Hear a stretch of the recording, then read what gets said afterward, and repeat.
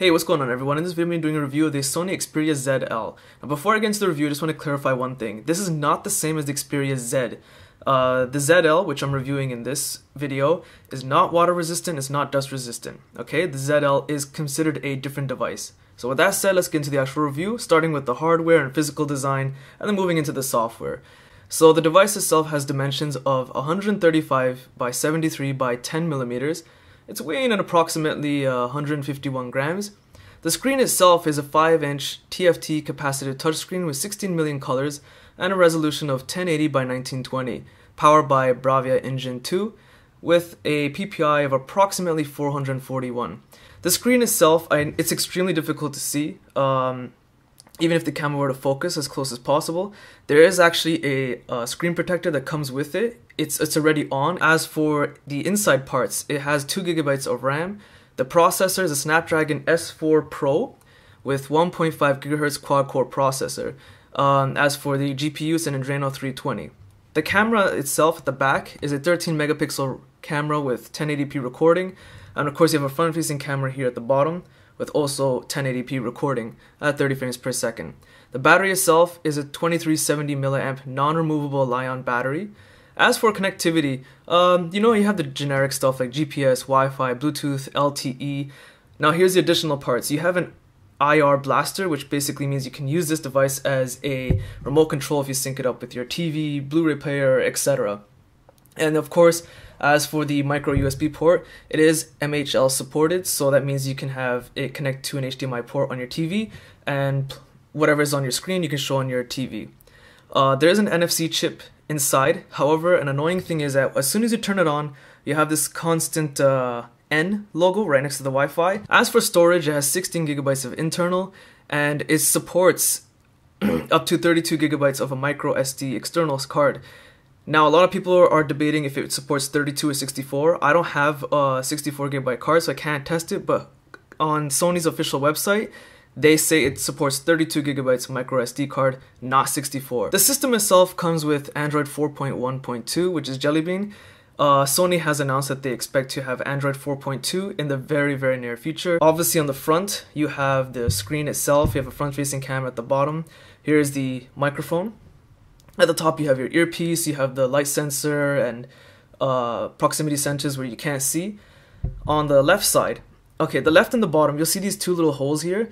That's actually where you can put a little strap inside, like you would on, say, a camera or something. So it's a neat little feature that you have.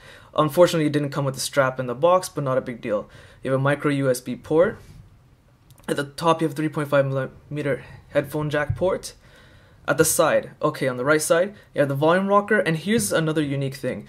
The power button is located on the right side in the middle as a dedicated camera button, and on the bottom, there's practically nothing. On the back, you have the rear camera with an, flash, speaker, and at the bottom, you'll see this flap, which is a little difficult to open. This is where you can put your SIM card, micro SD card, and there's a special dedicated reset button, which you have to press with like a pen or pencil.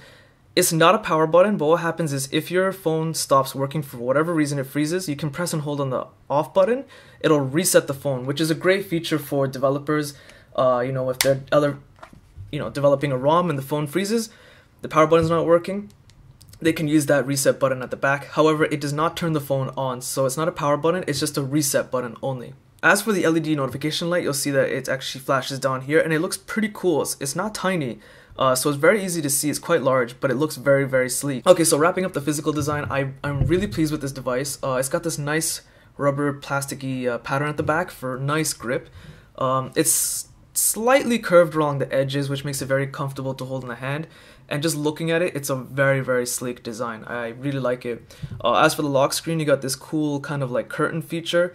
You have a dedicated swipe feature for music. Currently I have nothing playing, and of course a swipe unlock for the camera itself. Let's talk about the screen clarity. It is a 1080p screen after all.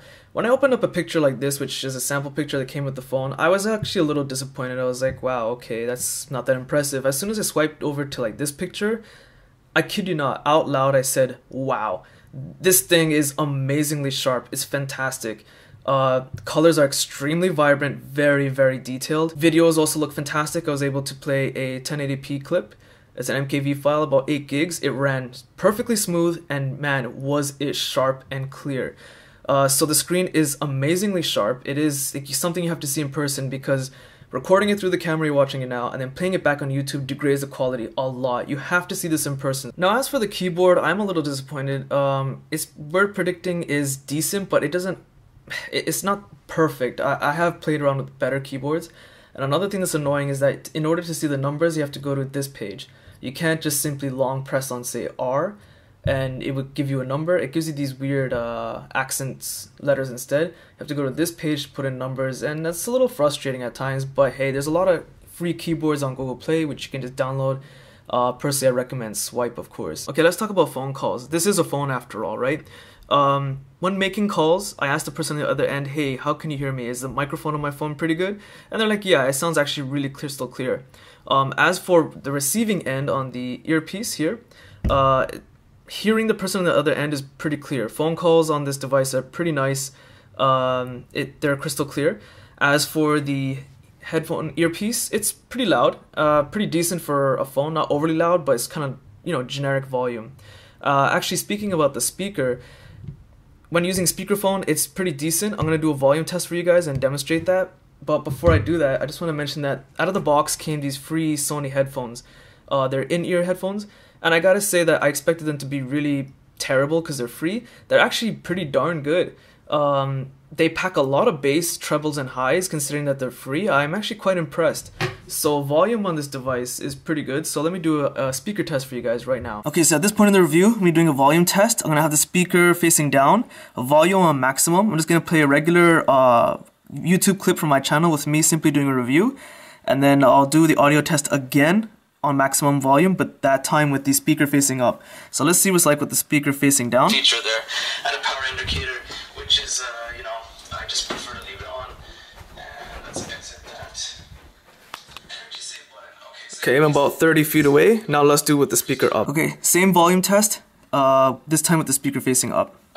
It's a great feature to save electricity. That's what it's meant for. However, it does have its minor cons. I noticed that with this feature on randomly, like maybe it's just random. It's purely random. Okay, so I'm about 30 feet away again. And I don't know if you guys can hear that clearly. See power cycling something. I'm not sure how the mic will pick it up on the camera, but with my own ears, I can hear my own voice crystal clear on that YouTube video that's playing right now. So audio on this little speaker on that phone is awesome. So it's really loud and clear. So let's continue the review. Alright, so let's talk about the speed of the device itself. On an Antutu score, I got 20,282. And what I'll do for you guys is actually run a quadrant score as well. Okay, so on a quadrant score, I was able to get about 7,800 on this device. And if you're like me, quadrant scores and all these benchmark tests mean nothing. I like practical results with practical testing. And I can say that this thing is really solid. Some people are complaining that the processor in this device is from December, which is only like, what, 5 months old? I gotta say that you guys need to be a bit more realistic. This thing is blazingly fast. I just gotta say that this thing is amazingly fast. Game performance, I did not get a single bit of lag, and that's with playing high graphic games like The Dark Knight Rises, Need for Speed Most Wanted. I'll actually do a gaming video test in a separate video, but I can say that this thing is a solid gaming device. Okay, so the device is DLNA supported, but what I find really nice about this device is that Sony has included some nice software features which allow you to stream videos from the hard drive of the phone straight to your TV or Blu-ray player, whatever's connected on the same network. Most of the time you have to buy a third-party app from Google Play to do that. This one comes with it packed straight in, which is a nice feature. The Walkman app is not the most fantastic looking in the world, but it does a pretty simple job. I like my music player, it's very simplistic and straight to the point, and that's exactly what this Walkman player app does. Of course, there is mirroring the screen itself besides the MHL, which I was telling you guys about earlier. Basically, if you have a remote or some sort of like a speaker or receiver or Blu-ray player that has an NFC chip inside, you can simply tap this phone onto it and it'll start streaming whatever's on your screen to that device. Of course, those are really rare devices and they're pretty pricey, but the feature is available. Now, in terms of Task Manager, this thing, like I said, is really fast. It's got the generic, Task Manager built inside. You can just swipe away. But it also comes with these simple, they're called small apps here at the bottom. So like say for the calculator, for example, it just pops up a quick small app and you can actually drag it anywhere around on the screen. Of course, there are more available. By pressing the plus button, you can get more from Google Play.